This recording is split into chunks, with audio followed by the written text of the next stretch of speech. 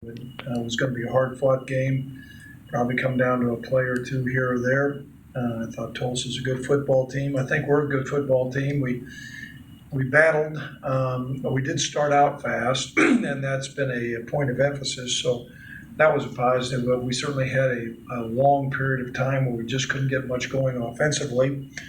We changed quarterbacks and tried to go through our playlist. I think we came up with some good answers, and it was good to have Sean back in there. I thought when he came back in, we had a little bit of a spark.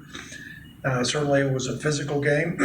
We've got quite a few guys that are banged up. Some status of some guys has been determined, but some of it's going to be almost until game time decision. So we're sitting at 3-1. We started conference play. UNLV's had a bye week.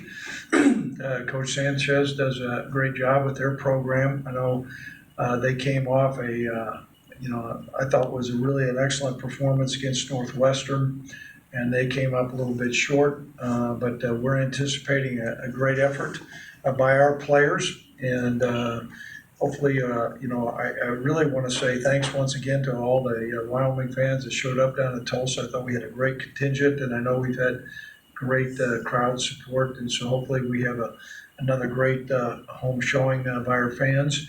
So at this time, I'll open up to any questions anybody may have.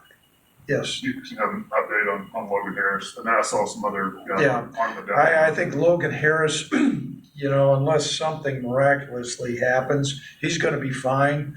But he had a concussion, and everything else was cleared, but he's still a little bit behind from anything to where we would think we'd have him this week. I think also Alonzo Velasquez will not play this week unless something does change between now and this afternoon. The initial response I got, I think he's getting an MRI. They're going to check on his knee, and we'll see how that goes. Tyler Hall did have a concussion, but he's going through the protocol. We'll find out a little bit more. We may have him back. And so I think that's maybe there's Trey Smith. Trey Smith will be out for, I would say, 6 to 8 weeks. So That ankle. yes, yep. Other questions? Okay. After watching the video, the secondary still giving up a lot of plays and a lot of yards. What do you think's been their biggest bugaboo, I guess, and especially with so much pressure from the defensive line and linebacker? Well, we've had a couple busts that we're going to continue to clean up. Last year we had some really experienced safeties, and we've got some younger guys, but I think that they're making some plays. However, there were too many big plays that happened, particularly in the last drive. I do think the Tulsa quarterback is an excellent quarterback. After a while we did generate some pressure, but we were out on the field too long. I think we got fatigued. And there's a couple things. First of all, we need to look at what we can do defensively to get off the field. I think there was a stretch during the course of the game where we were not coming up with stops. And then on the flip side, offensively, we need to stay up. There was a long period of time where we just weren't moving the football. So I think fatigue came into play. We're thin at those spots, but the guys are battling. What has become apparent is our takeaways have dropped. And, I talked to the defensive staff for a team to throw the ball 50 times and for us not to have an interception. I think unacceptable would be maybe too strong words, but certainly not to our liking. We've got to be better ball hawks and come up with the football.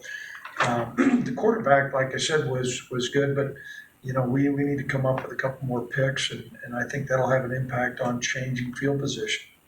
Yes.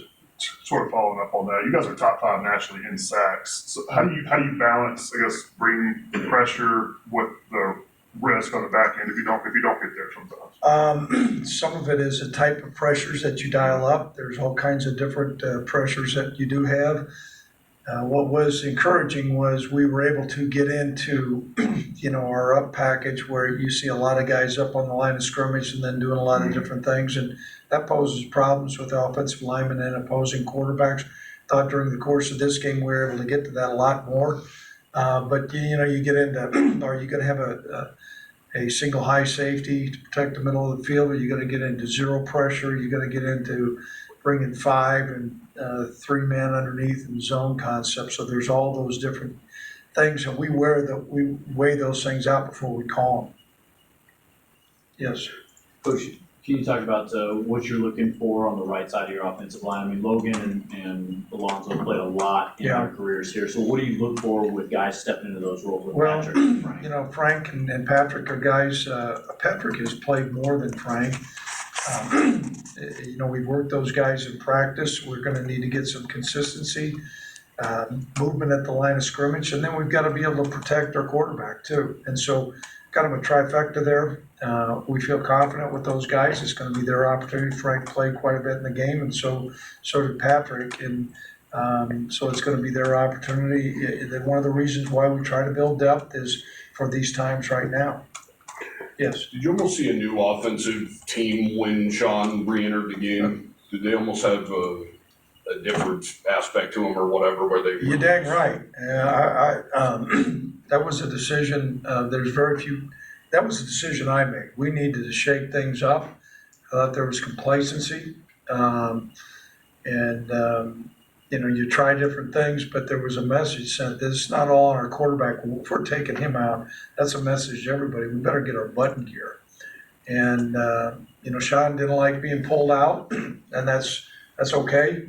You know, this is not about saving people's feelings, but you know, I think he and I had a good conversation afterwards, and there was no doubt that our offense got a little bit re-energized, and we need that. We need to play on a sharp edge. When you look at margins for victories in this game coming up, just like the last one, they're close margins. And, you know, 3-1, that sounds okay. You know, 3 more yards, we're 4-0, and that's what we're striving for. Do you think that did a lot for Sean's confidence that fourth quarter? Or to get him back? I think a couple things helped Sean. First of all, the way he started out the game, that's the Sean that I have seen. And then, you know, to be pulled and then have another quarterback inserted and then be reinserted and then come up with some big plays. I think that's an indication that, you know, he's got confidence. The thing that I'd like for people to realize, though, is he played 2.5 quarters last year. I mean, we have a young redshirt freshman quarterback, and maybe because of some of the success and our hopes, we were thinking, okay, we've got you know, the next Josh Allen, who's played a lot of football, and he's not there yet, but he's getting there, and certainly the experience for him to come back. I also think the last play is an experience for him. Ball security. You're making a play, but you gotta tuck that ball away, and so he's going to learn from that as well. Yes, Kevin. Coach, Wow. could you make a comment on Solomon's performance at defensive? You know, Solomon Bird, he had a high ankle sprain, and the more that he's interjected, you know, we have what's called a factor score. When a guy goes in and what kind of a factor score he has, and he's got one of the best factor scores on the football team. And so he's disruptive. He plays hard. Most of the time he's in the right spot, not always, but we think he's got a really bright future, and it's been good to have him out there. By the way, we do think we'll have Josiah Hall this week. We'll know a little bit more as we go. For your number 3 back, will you stick with Brett? Do you dress Alfonso? What's sort of the plan? Well, a lot of that's going to be a work in progress. We'll know a little bit more. I just had a long conversation with Gordy. So I would venture to say we'll dress Alfonso. How much he'll play, I don't know. Some of it's going to come back to how X responds. You know, he's had an ankle sprain. We played him some, but he wasn't himself. And then we'll just see how the whole grouping shakes out. But we're concerned about that spot. Halliburton seems to be extending himself a little bit more this year. I mean, visibly at least. Have you seen a lot of growth in him in his situation? He's a tackling machine. You know, and during that game too, we exposed him out in space one-on-one, and we thought he performed really well. And he is an experienced player.